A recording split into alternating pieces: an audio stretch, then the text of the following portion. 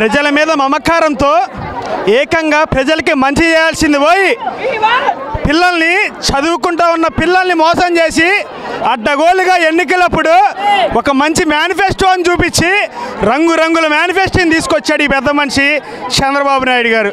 ఏకంగా చదువుకుంటా ఉన్న పిల్లలందరికీ కూడా న్యాయం చేస్తాను అని చెప్పి మాట ఇచ్చి కూటమి ప్రభుత్వం అధికారం వచ్చిన తర్వాత ప్రజల్ని పట్టించుకోవాల్సింది పోయి ప్రజలకి మంచి చేయాల్సింది పోయి ప్రజల్ని కొడతా ఉన్న ఈ దుర్మార్గుడు చంద్రబాబు నాయుడు గారికి తెలియజేస్తా ఉన్నా ఒక్క విషయం చెప్తా ఉన్నా. ఎందుకనంటే ఏకంగా 175 నియోజకవర్గాల్లో కనీసం ఇడుపుల పాయికా నుంచి మొదలు పెడితే ఇచ్చాపురం దాకా ఈ 5 సంవత్సరాల్లో మీ బిడ్డ ఏకంగా ఖర్చు పెట్టింది పిల్లల మీద. రాష్ట్రంలో ఉన్నది 5 కోట్ల మంది జనాభా. అలాంటి జనాభాకి సమాధానం ఇవ్వాల్సింది పోయి ఈ పెద్ద మనిషి చంద్రబాబు నాయుడు 45 లక్షల మంది అక్క చెల్లెమ్మలు, 84 లక్షల మంది పిల్లలు, వీళ్ళందరినీ చూపించి చిన్న పిల్లల్ని చూపించి నీకు 15 నీకు 15 నీకు 15 సంతోషమా? ఆ తల్లి కనపడంగానే 18 ఏళ్ళు ఈ మాదిరిగా క్యాంపెయిన్ చేసినారు. అధికారం వచ్చింది. అధికారం వచ్చిన తర్వాత పేదల కోసం పట్టించుకుంటారేమో అని చెప్పి ఆలోచన చేస్తే పేదల్ని కొడతా ఉన్నారు. జగన్ జెండా మోస్తే కొడతా ఉన్నారు. గుర్తు పెట్టుకోమని చెప్పి కొడతా ఉన్నా. ఈ 4 ఏళ్ళే మీకు ఉండేది. ఎవడెవడైతే హరాస్మెంట్ చేశాడో, ఎవడెవడైతే బాధలు పెట్టాడో, ఎవడెవడైతే కేసులు పెట్టాడో అందరినీ కూడా పిలిపిస్తాం, చట్టం ముందు బట్టలోనే తీసుకొచ్చేపెట్టామని చెప్పి కూడా ఈ సందర్భంగా తెలియజేస్తా ఉన్నా. ఎందుకనంటే అధికారం అనంటే అహంకారం కాదు, అధికారం అనంటే ప్రజల మీద మమకారం అని చెప్పి కూడా ఈ సందర్భంగా తెలియజేస్తా ఉన్నా. ఇంతకుముందు నేను చెప్పాను, ప్రతి అక్క చెల్లెమ్మలకి ఏకంగా 31 లక్షల ఇల్లు ఇచ్చాం. ఏ రోజైనా ఈ పెద్ద మనిషి చంద్రబాబు నాయుడు 14 సంవత్సరాలు ముఖ్యమంత్రిగా చేశాడు కదా, 15 సంవత్సరాలు ప్రతిపక్షంలో ఉన్నాడు కదా, 40 years ఇండస్ట్రీ అని చెప్పి డబ్బా కొడతాడు కదా. మరి 73 సంవత్సరాలు వయసున్న ఈ పెద్ద మనిషి ఏ రోజు కూడా మీడియా ముందుకు వచ్చి పలాని వాళ్ళకి నేను మంచి చేశాను నాకు ఓటు వేయండి అని చెప్పి అడగలేడు.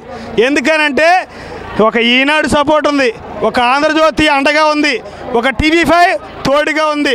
దాంతోపాటు ఒక్క సీటు కూడా గెలవలేని అలాంటి వ్యక్తిని కూడా పక్కన పెట్టుకొని చంద్రబాబు నాయుడు గారు చేస్తూ ఉన్న దుర్మార్గం ఏంటంటే జగన్ మీ భూములన్నీ లాగేసుకుంటాడు అని చెప్పి ప్రచారం చేశాడు.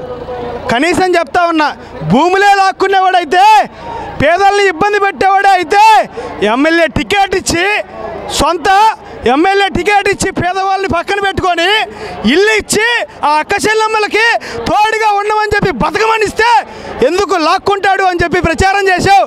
ఈ పెద్ద మనిషి నేను ఒకటే అడుగుతా ఉన్నా, ఎందుకనంటే కనీసం బుద్ధి ఈ పెద్ద మనిషికి సిగ్గైనా ఉండాలా అని చెప్పి అడుగుతా ఉన్నా. పిల్లల మీద మమకారంతో విద్యా దీవెన, వసత దీవెన, అమ్మఒడి, చేయుత పథకం ఇలాంటివి మనమిస్తే జగన్ ఇచ్చేవి నేనేవి తిను, కూటమి ప్రభుత్వం వచ్చాక నేను చూశాను, నేను వాలంటీర్ని తీయను అన్నాడు. వాలంటీర్లు కూడా తీసేశాడు ఈ పెద్ద మనిషి చంద్రబాబు నాయుడు. ఏకంగా కూటమి ప్రభుత్వం వచ్చేసరికి జైల్లో పెట్టించే కార్యక్రమం చేస్తూ ఉన్నారు. అక్క చెల్లెమ్మలు మోసం చేశారు. చివరికి చిన్న పిల్లల దగ్గర కూడా మోసం చేస్తూ ఉన్నారు.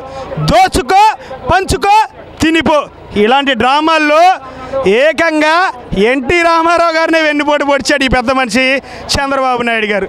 ఇక పవన్ కళ్యాణ్ అనే వ్యక్తి డిప్యూటీ సీఎంగా ఉండి ఏకంగా పేదవాళ్ళ గురించి ఆలోచన చేయకుండా చంద్రబాబు నాయుడిని అడగాల్సింది పోయి నాకు ప్రతిపక్షం ఇవ్వండి నేనుంటాను అని చెప్పి డ్రామాలు ఆడుతూ ఉన్నాడు. కనీసం సిగ్గుండాలి ఈ పెద్ద మనిషి దత్తపుత్రుడికి. రైతుల గురించి కూడా మాట్లాడాల్సి వస్తే ఏకంగా ప్రతి రైతుకి కూడా 20,000 రూపాయలు అని చెప్పి ప్రచారం చేశారు. ఏకంగా ప్రతి ఏటా కూడా 20,000 రూపాయలు ఇస్తామని చెప్పి ప్రచారం చేశారు.